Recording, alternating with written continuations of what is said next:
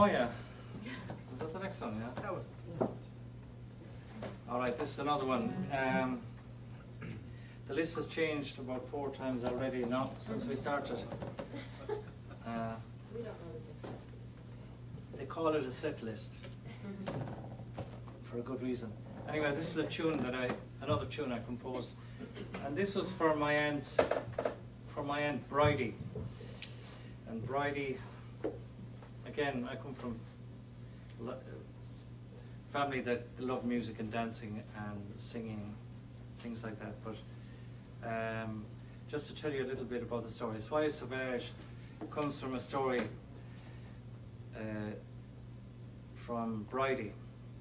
And Bridie, during the war, the Second World War, she went to France before the Second World War, and she was, I think she was going to become a nun, but she never became a nun.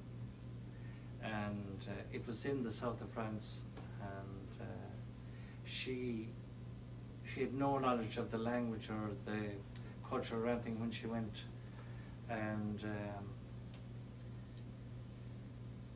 she learned French and she loved France. But this story, the title came about when I went to secondary school. They call it high school here, and I was learning French, and she saw my French books and she became very excited, and she just loved the language, and she told me so much about that time, even though I was only a child.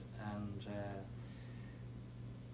at one time she was, when Germany occupied France, she was called one side when the Nazis were rounding up the Jews, and one of the officers suspected that she might be Jewish and hiding in the convent, and so the Reverend Mother proved her nationality and she was spared. And anyway, she was in France until the end of the war, and the family never knew whether she was dead or alive. And there was another sister there as well, Eileen, but they survived. They came back, and she settled, married a farmer, had one son. But she used to say to me, "Soyez Sauvage," and I was saying, what do you mean by that? And it was really an expression of just to be wild, be free. And I took her advice.